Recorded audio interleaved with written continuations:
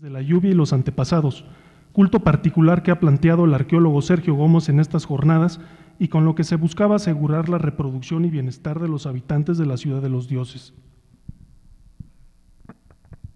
Objetivos, metodología y tipología. Como ya se mencionó, la presente es una investigación a largo plazo que está dividida en etapas. La primera de ellas es elaborar una tipología basada en los trabajos de Suárez, Velázquez y otros, pero adaptado a nuestro universo de estudio, y realizar la identificación biológica correspondiente al material del tiro de acceso al túnel, el cual tiene una profundidad de 14 metros. Esto con el objetivo de conocer el universo de estudio, plantear hipótesis en cuanto a las rutas de comercio, tributo u otro tipo de relaciones que la ciudad mantenía en esos tiempos tempranos, así como las preferencias de especies para la elaboración de artefactos. Hasta ahora hemos identificado material proveniente de las costas del Pacífico y del Atlántico, así como cuerpos de agua dulce.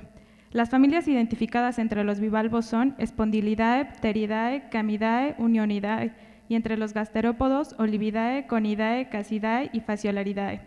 Posteriormente, se realizará lo mismo con el material localizado a lo largo de las múltiples ofrendas que se distribuyen en los 102.4 metros de longitud que tiene el conducto subterráneo.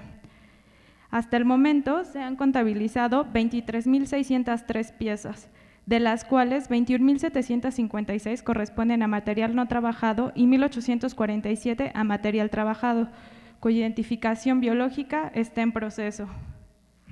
Perdón.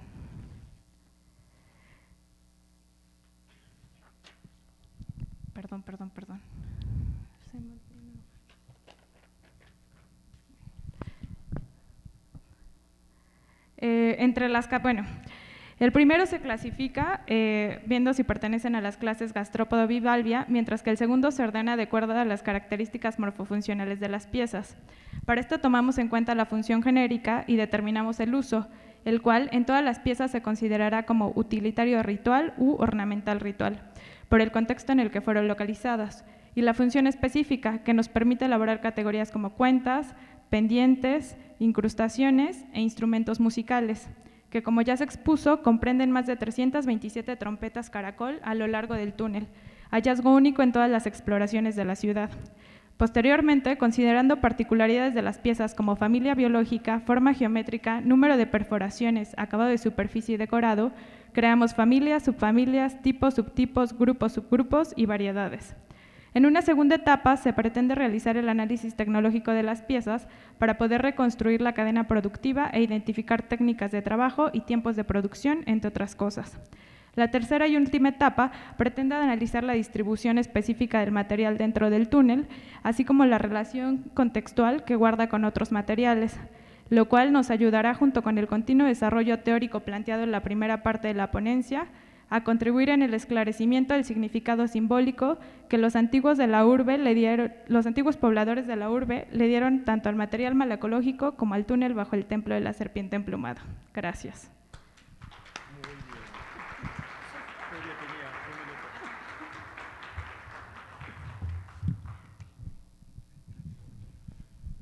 Okay, muchísimas gracias. Bueno, vamos con el segundo cartel. ¿Qué hay para cenar? Pero espero que haya como langosta. Pero bueno, altas concentraciones de cocodrilos y conejos como indicadores de un banquete en el complejo Plaza de las Columnas en Teotihuacán, México, por Yenshin Xu y Nawa Sugiyama. Y Nawa va a hablar. Muchísimas gracias. En esta investigación faunístico enfocamos en la identificación de banquetes en el registro arqueológico. Estudios isótopos recientes han argumentado que los lepóridos, que incluyen conejos y libres, fueron manejados dentro de la ciudad de Teotihuacán. Además, los lepóridos y las codornices son fuentes de alimentos predecibles y manejables, ya que se reproducen rápidamente y alcanzan a la madurez sexual a una edad temprana. Por lo tanto, pensamos que los lepóridos y codornices son candidatos adecuados para festines como un recurso previsible. Probamos esta hipótesis al examinar frecuencias de lepóridos y codornices en varias áreas de excavación. El complejo Plaza de las Columnas se encuentra al noreste de la Pirámide del Sol. El sitio ha sido recorrido y excavado por el proyecto Complejo Plaza de las Columnas desde 2015. Este análisis se concentró en 3 áreas: Frente B, Frente C y Frente D. La exploración del túnel en el montículo 25C, ubicando uno de los 3 monumentos principales del conjunto, reveló una ofrenda quemada, ofrenda D1, saturada de artefactos y huesos, por lo que se requiere de una investigación más precisa y exhaustiva. La ofrenda D1 se localiza dentro del montículo 25C y contiene 1.100 restos de óseos y más de 7.000 fragmentos de cerámica, distribuida en una área de 2.3 por 3.7 metros hasta el momento. Los tiestos de cerámica de diferentes áreas fueron restaurados, lo que nos indica que la ofrenda representa un solo evento. Los elementos faunísticos se recuperaron mediante excavaciones, trazando el origen de cada pieza in situ o recuperados por muestras de flotación. Materiales y metodología. La mayoría del grupo faunístico proviene del relleno de ocupación. Los datos de nivel 1 fueron excluidos como capas que posiblemente tienen material moderna, y la fauna de la ofrenda D1 fue separado de los materiales de Frente D. Base a esto, calculamos el número mínimo de individuos, el número de especímenes identificados, los pesos para cada especie y el tipo de elemento y las modificaciones de superficie. Las muestras de flotación de la ofrenda D1 se clasificaron preliminarmente por tamaños generales, animales, grupos de elementos y después se contaron y pesaron. Resultados. Los lepóridos y aves y mamíferos grandes constituyen la mayoría de los desechos faunísticos de todos los frentes. Hay una escasez de especies domésticas, representado con menos de 1% de perros y 1 a 6% de guajolote. Carnívoros grandes, como cánidos y felinos, así como aves acuáticas y de presa, están representados en todos los frentes en general, ubicando en cada área aquí, y en la ofrenda D1 está muy escaso. La distribución de especies de ofrenda D1 es diferente a todos los frentes, especialmente en cuanto a concentraciones de lepóridos y codornices. Y también los humanos. La distribución de fauna en la ofrenda D1 es parecida al frente D. Lepóridos y aves en conjunto constituyen más del 70% de las muestras de flotación, tanto en el conteo como en el peso. Es notario el sesgo debido al tamaño de la malla. En las muestras de flotación, por ejemplo, la concentración de peces incrementó 5 veces, de menos de 1% a 5% en las muestras de flotación. Hay representación de todo el esqueleto a lo largo de todos los frentes, con la excepción de ofrenda D1, donde la mayoría está constituida por fragmentos de cráneo, es como 59% del asemblaje. El porcentaje de peso de humanos de la ofrenda D1 está sesgado debido a que los fragmentos de cráneo recuperados son grandes y pesan mucho, aunque solo el número mínimo de individuos es solo 2, y uno de ellos es este cráneo que está bastante completa y pesa, la mayoría del peso viene de este contexto. La identificaciones atributos a mamíferos grandes corresponde probablemente al venado.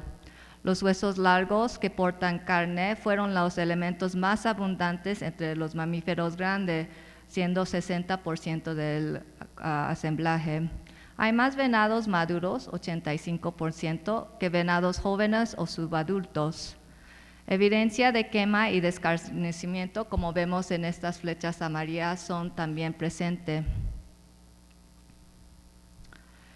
El frente D y particularmente la ofrenda D revelan altas concentraciones de lepóridos y codornices, que en conjunto conforman 3/4 de asemblaje. Los restos de lepóridos y codornices están representados por todos los tipos de hueso y pocos presentan marcas de corte, lo que sugiere que los animales fueron preparados completos.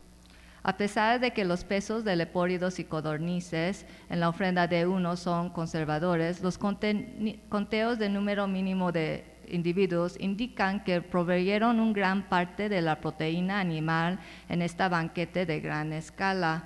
Aquí hacemos una reconstrucción muy conservadora, hasta 208 raciones, pero esto excluye todos los elementos en la flotación, la mayoría de las cuales están constituidas por estos animales. Los huesos trabajados incluyen huesos pulidos, agujas y huesos ranurados. Las puntas de aguja constituyen un 36% de hueso trabajado en el frente D. Las marcas de corte fueron más abundantes en los restos humanos, 43%, a lo largo de todos los contextos. La mayoría se encuentran en los fragmentos de cráneo, de los cuales son como 52% de los fragmentos de humano. Los huesos pigmentados son escasos, menos de 1%, pero se encuentran uniformemente distribuidos a lo largo de casi todas las especies y todos tipos de huesos. La concentración más alta de restos quemados fue encontrado en la ofrenda de 1, 14%, con frecuencias bajas en otros frentes, entre 1 a 3%. El asamblaje faunístico de PPCC sugiere una dieta bastante variada, compuesta principalmente por recursos silvestres, incluyendo presas pequeñas como lepóridos, codornices y otras aves, y también algunos de tamaño grande, especialmente el venado. El venado probablemente era adquirido en el mercado y se centraba en los huesos que portan carne, especialmente los huesos largos. Los lepóridos y codorniz probablemente se obtenían dentro de las confines de la ciudad, donde posiblemente eran criados en cautiverio y fueron preparados completos. La fauna de ofrenda de 1 confirma la hipótesis de que los lepóridos y codornices fueron un tipo de comida empleado en las fiestas de gran escala por ser predecibles y abundantes dentro de la ciudad urbana de Teotihuacán. El análisis completo de las muestras de fauna y flotación de la ofrenda de 1, la cual sigue en proceso de excavación, proveerá un cálculo más completo de este evento festivo. Sin duda fue un recurso importante para coordinar a un espacio público dentro de Plaza de las Columnas. Muchas gracias. Muchas gracias, Nawa. El siguiente cartel está titulado Policromía e iconografía en la cerámica estucada y pintada de Teotihuacán por Magali.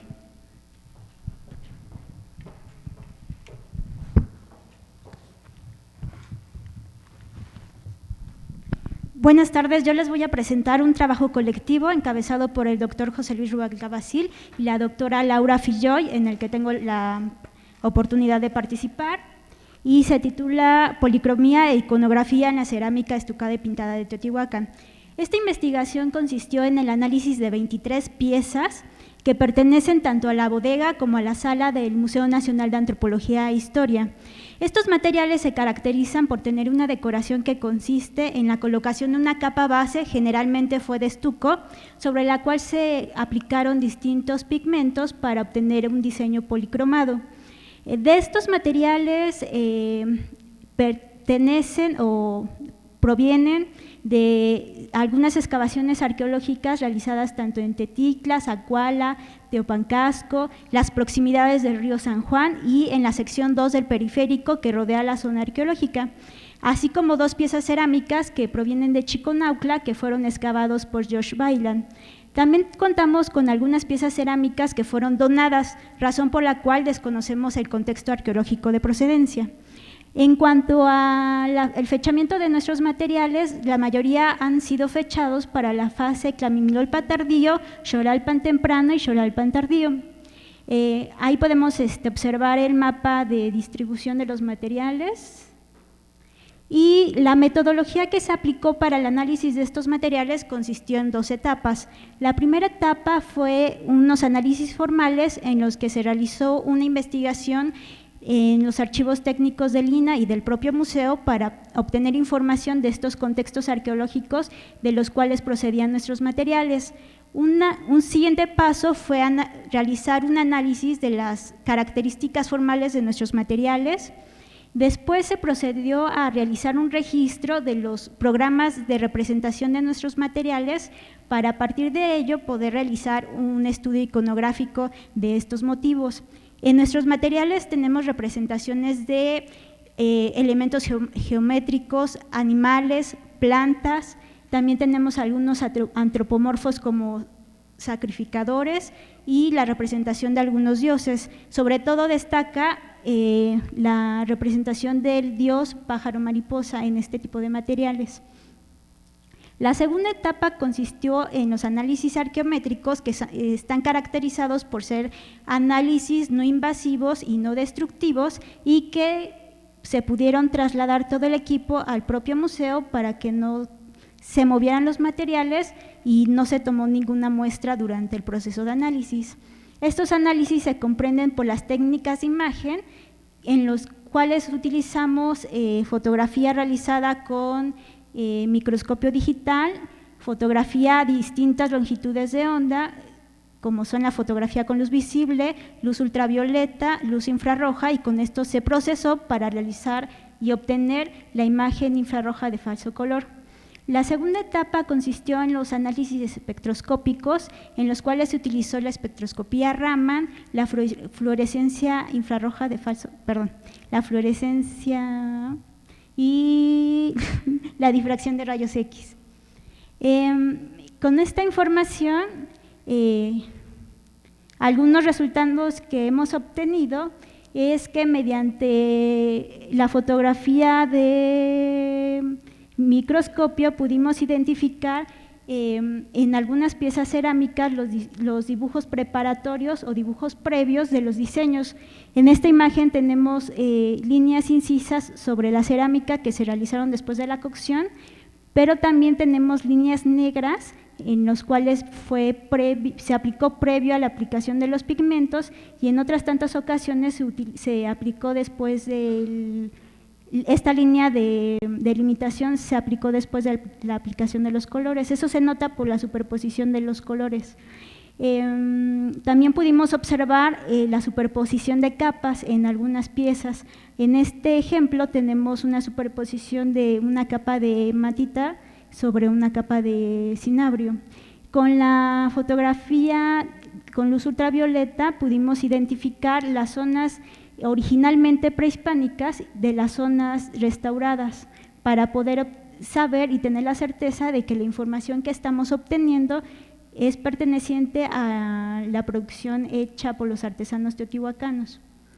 Con la imagen infrarroja de falso color pudimos tener un primer acercamiento a los materiales para saber más o menos qué tipo de pigmentos podríamos estar esperando que estén presentes en los materiales. Este es solamente un ejemplo de una cerámica con representaciones del dios pájaro mariposa.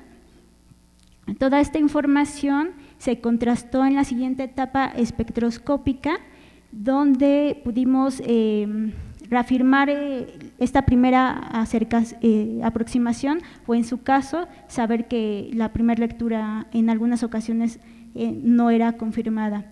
Este es solamente un ejemplo de una gráfica de las intensidades energéticas que se obtiene para la caracterización, ya sea elemental o molecular, en este caso es elemental, de los pigmentos presentes, y este es un ejemplo de los rojos, y nosotros tenemos, al menos en nuestros materiales, 3 tipos de rojo. El primero hecho con cinabrio, el segundo con hematita, y el tercero es una combinación de cinabrio con hematita. En general, en nuestros materiales identificamos el uso de 5 colores, que es el rojo, el verde, el amarillo, el negro y el blanco, pero los artesanos teotihuacanos los elaboraron de diferentes materiales. De los rojos tenemos 3 rojos, que ya se los había mencionado, cinabrio, hematita y una combinación de ambos. Para el rosa, los teotihuacanos lo obtienen con la combinación de cinabrio con calcita o carbonatos de calcio. En los verdes tenemos tanto tierras verdes, conicalcita y malaquita, pero también hay un cuarto verde que es una combinación de tierras verdes con conicalcita. En los amarillos tenemos tierras amarillas y también ocre. Para los blancos se utilizó carbonatos de calcio y para el negro se están utilizando tierras negras. Aquí cabe destacar que el negro no solamente se utiliza para delimitar las líneas de contorno de los diseños, sino que también se están utilizando para realizar fondos sobre los cuales van los diseños o las representaciones iconográficas. Aquí tenemos una tabla donde estamos haciendo la comparación de los colores en cuanto a la relación figura-fondo. En nuestros materiales predomina la utilización de los colores rojo sobre verde y en segundo lugar también hay un contraste de rojo sobre rojo. Como consideraciones finales hay que apuntar que los teotihuacanos utilizaron para la elaboración de estos pigmentos 5 colores básicos que se elaboraron a partir de pigmentos tanto locales como foráneos, que se utilizaron ya sea de forma unitaria o en distintas mezclas para obtener ciertas tonalidades.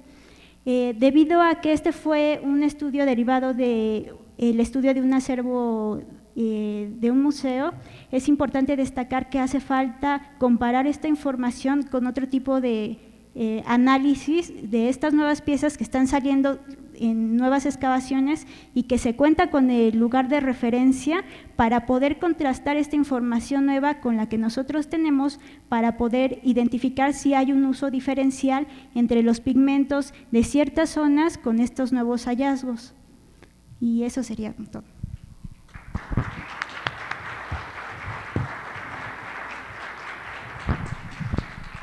Muchas gracias.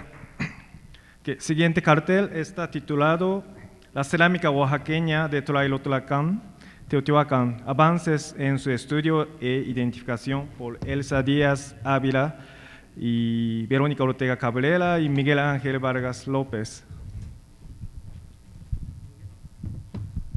Gracias, buenas tardes. Nosotros el cartel que les vamos a presentar se titula La cerámica oaxaqueña de Tlaylotlacán, avances en su estudio e investigación, en el cual mostramos los resultados del análisis de la cerámica oaxaqueña que hemos venido realizando como parte del proyecto de investigación arqueológica Barrio Oaxaqueño Tlaylotlacán, el cual contó con 7 temporadas de campo, abarcando desde el año 2008 hasta el 2014 y que fueron encabezados por la doctora Verónica Ortega. Y bueno, la importancia de la identificación de los tipos, grupos y formas de la cerámica importada de la región oaxaqueña radica en que ha sido indicador de la presencia de grupos provenientes de esta región que llegaron a Teotihuacán. Además de conocer el corpus completo de la vajilla oaxaqueña, que nos habla sobre los circuitos de intercambio que estuvieron presentes entre estas dos sociedades del clásico mesoamericano. A través de este trabajo se realizó la comparación con lo reportado por Evelyn Rattray en 1993, la cual fue un punto de partida, pues nos muestra por primera vez algunos de los tipos y formas que ella identificó. Cabe destacar que su material provenía de los diferentes pozos de sondeo realizados en distintos puntos de la ciudad como parte de los trabajos del Teotihuacan Mapping Project, encabezados por el Dr. Milon en la década de 1960. Y bueno, esta Evelyn Rattray, en estos trabajos, ella reportó la presencia de 13 formas cerámicas correspondientes al grupo gris, además de que también ella incluyó en su investigación la cerámica de imitación, es decir, formas cerámicas oaxaqueñas, pero que fueron hechas con pasta teotihuacana. Con respecto a nuestros resultados, es importante señalar que los materiales analizados proveniente de 7 de los 15 conjuntos arquitectónicos que conforman Tlaylotlacán, además de que la metodología que se utilizó para su análisis y registro fue la propuesta por Alfonso Caso, Ignacio Bernal y Jorge Acosta, quienes en 1967 la dieron a conocer proponiendo, a grosso modo, 4 grupos con base en color de las pastas de las vasijas. Cada uno de estos grupos cuenta con un número variable de tipos y formas cerámicas que fueron de utilidad para la identificación de nuestro material. Los resultados de nuestro análisis arrojaron un total de 19 formas cerámicas, además de 8 vasijas efigie, algunas de ellas encontradas completas y otras tantas fragmentadas, ¿no? Semicompletas.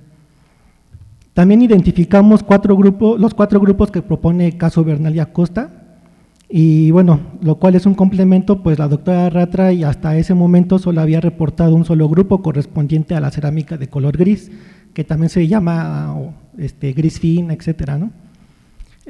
Por lo tanto, el análisis de material cerámico de Tlailotlacan proporciona una visión más amplia sobre la variedad de objetos que componían la vajilla foránea, y en particular la oaxaqueña, presente en la ciudad. Esto ha sido posible gracias a un estudio integral de la evidencia arqueológica, producto de las excavaciones extensivas que, como ya mencionamos, se realizaron en distintos conjuntos de la ciudad. Estos trabajos atestiguan una participación constante de los habitantes de este sector urbano en los circuitos de intercambio de objetos cerámicos oaxaqueños, así como una continua fabricación de estos objetos en los talleres cerámicos teotihuacanos, debido a la demanda existente por parte de una comunidad que se identificaba con ellos y los consumía de manera cotidiana. Otro aspecto que hay que resaltar es que autores como Milon, Ratra y Spence o Kevin Gibbs proponían que los migrantes oaxaqueños que llegaron a Teotihuacán llegaron en un solo momento, pues ellos observaron cambios en la vajilla importada, ubicándola en la fase Montalbán 2 a 3A. Nosotros, con los resultados que hemos tenido, identificamos un cambio estilístico en el complejo cerámico oaxaqueño de Tlailotlacan, que se relaciona con el de los valles centrales de Oaxaca. Ejemplo de ello son los ahumadores de coladera, cuyos rasgos corresponden a las épocas 2, transición a 3A y 3A, además de formas diagnósticas de fases tardías como los cajetes cilíndricos de paredes bajas, los cajetes y los vasos, que de hecho los exponemos en el cartel, ¿no? Algunos de estos materiales. Otro aspecto que hay que resaltar es que la cerámica gris fina fue el principal indicador que estos autores plantean para proponer un congelamiento, ¿no? del complejo cerámico de la vajilla oaxaqueña en Tlailotlacan, pues desde los recorridos de superficie realizados por el Teotihuacan Mapping Project en la década de 1960 y hasta los estudios de Kevin Gibbs en 2001, se identificaron un total de 4 tipos y 12 formas cerámicas, con lo cual se había propuesto este congelamiento en el complejo cerámico. Por otra parte, la presencia de las vasijas efigie en contextos rituales, sobre todo de índole funerarios, permite reforzar nuestra argumentación sobre un cambio estilístico y en la forma de la vajilla oaxaqueña, pues estos objetos son buenos marcadores cronológicos por el cambio estilístico que manifiestan a lo largo del tiempo.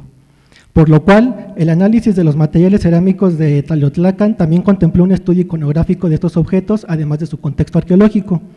Con base a ello, podemos decir que contamos con piezas que van de la fase Montalbán 2 hasta la fase Montalbán 3A, reconociendo las variables en la iconografía en cada una de ellas. Un buen ejemplo es la vasija efigie conocida como el Dios 5F, que fue descubierta en el conjunto arquitectónico de Tele 11, la cual presenta los elementos característicos de esta deidad correspondiente a la fase Montalbán 3A, que es una de las que mostramos en el cartel, que es la inferior derecha, y que también presentamos el dibujo, ¿no? Con el análisis previo. Finalmente, los contextos en que se recuperó el material importado oaxaqueño corresponden a las fases teotihuacanas Tlamimilolpan y Xolalpan, relacionadas con las fases Montalbán 2 y 3A, con el que se reafirma la evidencia de una continua interacción entre la población de Teotihuacán y la oaxaqueña.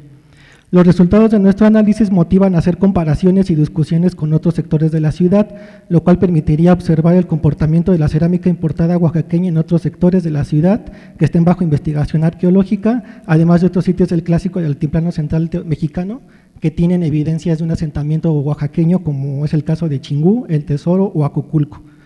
Por cuestiones de tiempo no nos es posible mostrarles completamente las piezas que hemos estado analizando, sin embargo el cartel muestra de manera sintetizada estos resultados. Cabe señalar que este trabajo aún no culmina, pues aún falta el análisis de otros complejos arquitectónicos de Tlailotlacan que fueron intervenidos arqueológicamente y el registro de otras cerámicas foráneas provenientes de otras áreas de Mesoamérica, ya que hemos también identificado cerámica como del occidente de México, costa del Golfo y área maya. Y bueno, aparte de esto, bueno, también no nada más hemos hecho el análisis formal e iconográfico de los materiales. Hemos sustentado un poco nuestros materiales con análisis arqueométricos como PIXE y DRX, con el Instituto de Física de la UNAM, con el doctor José Luis Ribalcaba, además de análisis petrográficos con el doctor Serafín Sánchez de la ENA y con el Laboratorio de Cerámica de la Universidad Autónoma de Yucatán. Y tenemos también un convenio con el Instituto Smithsoniano a cargo de, bueno, con el doctor Ron Bishop para hacer análisis de activación neutrónica. Algunos de estos resultados pues, van a ser defendidos en la tesis de licenciatura de ELSA para el próximo 1 de diciembre, entonces esperamos tener buenos resultados. Gracias. Muy bien, pues esperamos. Pues muchas gracias. Bueno, último cartel de hoy está titulado Los murales policromados del Rosario, evidencias de Teotihuacán en el Valle de San Juan del Río, Querétaro. Presentado por Fiorella y Juan Carlos y Pablo. Gracias, muy buenas tardes a todos. Pues como bien dice el título, les vamos a presentar brevemente algunos de los resultados preliminares que tenemos sobre el estudio iconográfico de los murales encontrados en el Rosario, para lo cual le doy primero la palabra. Gracias, buenas tardes. ¿Con cuál se le cambia?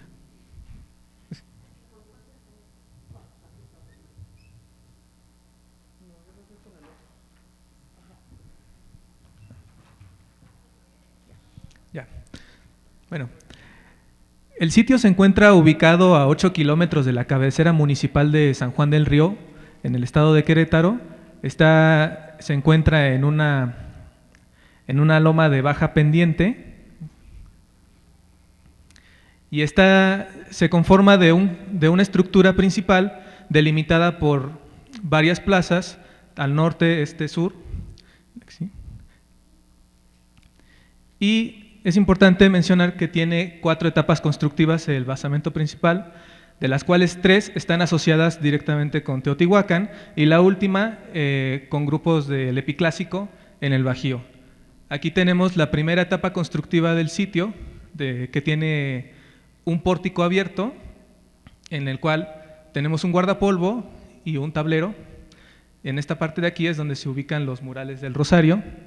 Luego tenemos una segunda etapa constructiva, en donde está un pórtico cerrado, y la última etapa constructiva relacionada con Teotihuacán es nuevamente un pórtico abierto.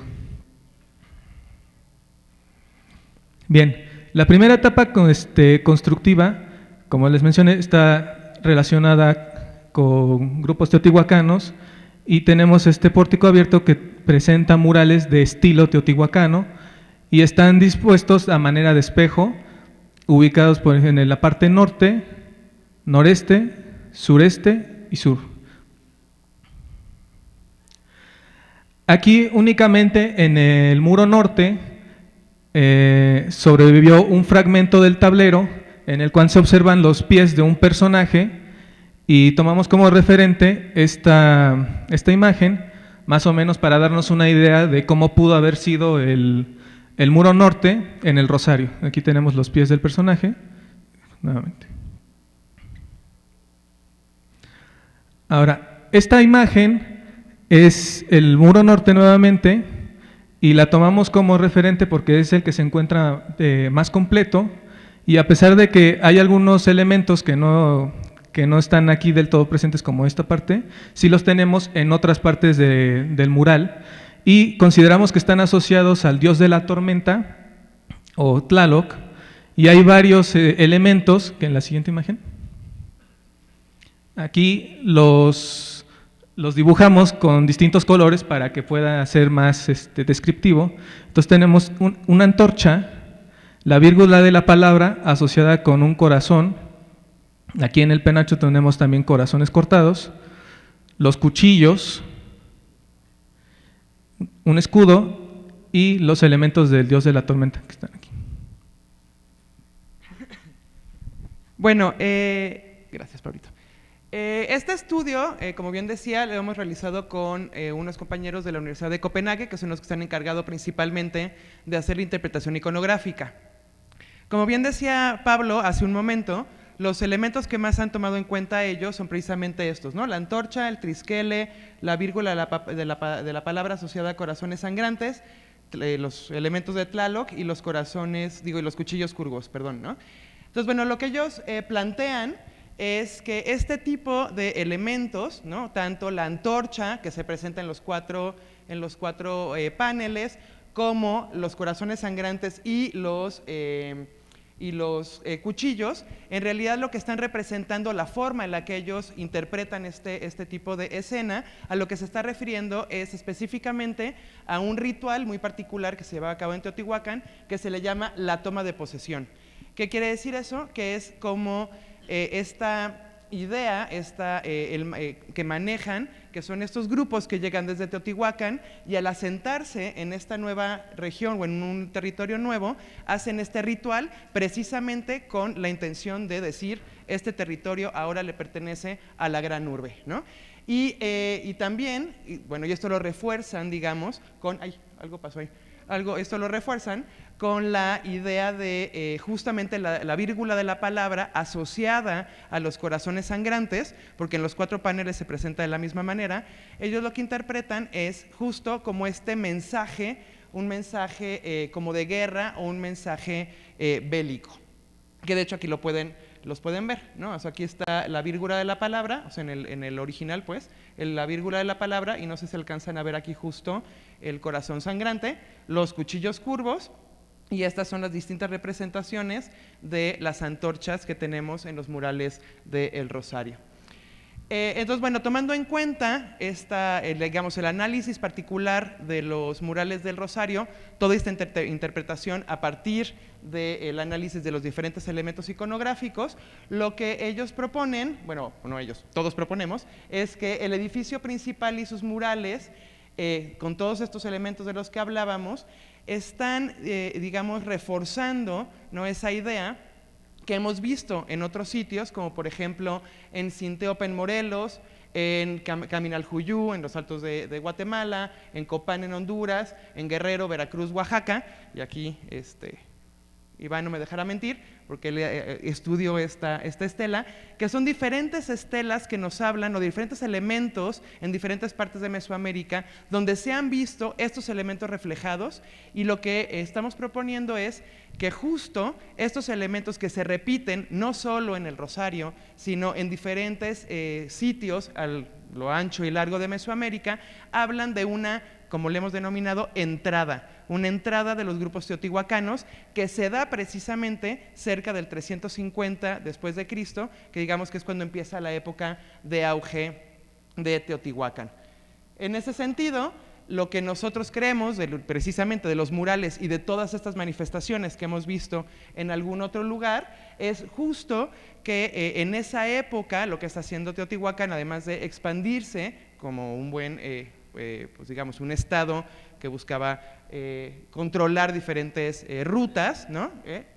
Lo que en realidad lo que está haciendo es en cada uno de estos lugares dejar claro y dejar evidencia tanto de esta toma de posesión, de esta conquista, tanto que puede ser bélica como ritual de estos lugares, pero también asegurar las distintas rutas comerciales y por lo tanto el control político de todas las regiones.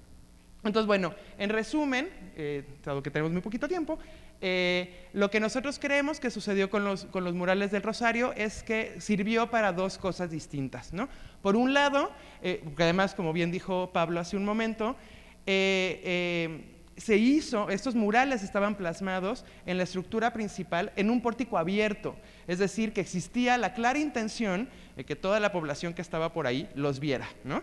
Entonces, por un lado, ¿para qué sirvieron? Evidentemente sirvió para controlar e impresionar a la población no teotihuacana del Rosario con este mensaje, ¿no? Un mensaje pues muy, muy fuerte, muy impresionante, ¿no? Para lograr, digamos, como el control de la región, y por el otro lado eso les permitió como controlar o asegurar un espacio arquitectónico, un espacio ritual para poder llevar a cabo diferentes rituales, entre ellos, por ejemplo, el de la toma de posesión, y poder asegurar, evidentemente, pues el control de una de las rutas pues más importantes hacia el norte y hacia el Bajío, que es precisamente la zona de San Juan del Río. Y eso es todo. Muchas gracias. Gracias. Justo en tiempo. Ok, muchísimas gracias. Entonces, aquí terminamos la sesión de carteles y los carteles todavía están colgados arriba, entonces por favor que vayan a ver y vamos a tomar breve receso, ¿verdad? ¿No? Bueno, continuamos, ni modo.